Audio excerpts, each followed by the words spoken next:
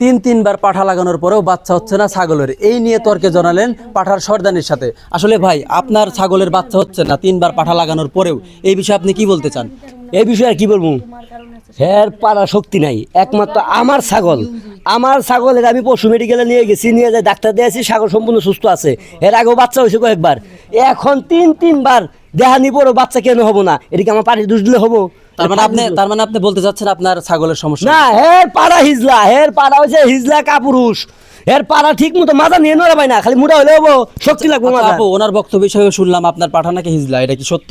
ভাইরে, আমার পাটার লগে তো আমি প্রতিদিনই থাকতাছি, তাহলে আমার পাটা কেমনে হিজলা হইব এটা কোন তো?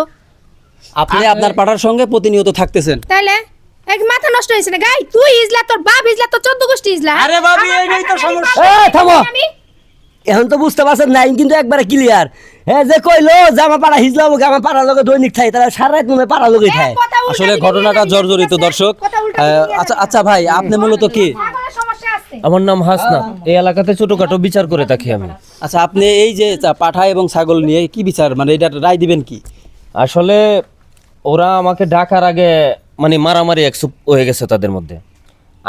আসার পরেও দেখতেছি তারা যে তর্কে জড়াইছে, আসলে এটার যে কি বিচার করবো এটা বুঝতে পারতেছি না।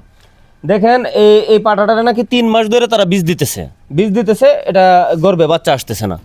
এখন পাটারও সমস্যা হইতে পারে, ছাগলেরও সমস্যা হইতে পারে, এটা নিয়ে তো ঝগড়াঝাটির কিচ্ছু নাই। ওদের যদি না হয় তাহলে অন্য পাটার কাছে নিয়ে যাক। এই যে আইসা মারামারি বাজায় দিছে, এখন আমার এটা কানছে। এখন আমি মানে শুই না, নিজে অবাক হয়েছি, আসলে কি বিচার করবো আমি বলেন। আচ্ছা, আমরা একটু আগে শুনতে পারলাম যে পাঠার সর্দার নেই, সে বলতেছে যে সে পাঠার সাথে প্রতিনিয়ত থাকে, এই বিষয়ে আপনি কি বলতে চান? ভাই, কথাটাতে উল্টাতে নিয়ে মানে যেই কথাটা সে বলছে, এখন আসলে ভাবতেছি কি বলবো, পাঁটার সাথে এই মহিলা কিভাবে থাকে এটা আমার মাথায় ঢুকতেছে না। আমিও চিন্তা করতেছি এই বিষয়টা নিয়ে, পাঁটার সাথে প্রতিনিয়ত এই মহিলা। আমার পাটা আমার বাইতে থাকবো না ভাই, আপনি কেমনে কথা কইতাছেন কোন তো? আচ্ছা আপু, আপনি মূলত কে? আমি ওর বোন। আপনি ওনার বোন? হ্যাঁ। আচ্ছা, এই পাঠার কি সমস্যা আছে আপনি জানেন? না, কোনো সমস্যা নাই, ওনাদের ছাগলেরই দোষ। ওনাদের ছাগলের দোষ? হ্যাঁ। আচ্ছা, ওনারা বলতেছে আপনার ছাগলের দোষ, আবার আপনারা বলতেছেন ওনার পাঠার দোষ। আসলে কোন দিকে আমরা যাব বলেন? আমার ছাগলের কি হয়েছিল? আমিও তো এই মহিলার কাছে 4বার আমার বরকিটা নিয়ে আইছিলাম। মনে করেন 4বার বরকি নিয়ে আসার পরে আমার এক পর্যায়ে বরকিটাই মরে গেছে। দুবারও যদি এর ছেলে একটা বাচ্চা হবো না, টিয়াগুলো মারি, প্রত্যেকবার 500 কোটি আনছে এই মহিলা। এই মুখ সামনে কথা কইস, কার বাড়িতে আইছস জানোস তুই? হ্যাঁ, ওই এক ধাক্কায় কাম করে, আর তোরটা যদি না হয় আমি কি করব? হ্যাঁ, আমার ছাগল সুস্থ।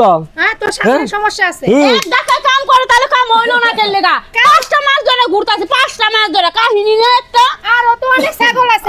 আচ্ছা, এই যে আপু, আপনি তো সর্দার নেই আপু। তুমি আমাকে লগে 2 নাম্বারই কথা। এই আপু, আমার দেখা হই নাই। আপনি তো পাঠার সর্দার নেই, আপনার পাঠার কি সমস্যা আছে কোনো? আরে ভাই, আমার পাটার কোনো সমস্যা নাই, ও যতগুলো আইছে এই পর্যন্ত এই গ্রামে প্রত্যেকটা কিন্তু ওই কাজ করে। একটা কাজ দিলেই হয়ে যায়গা। আর এরা কয় 3 মাস ধরে 5 মাস ধরে দিছে, কিন্তু কোনো কাজ হয় না।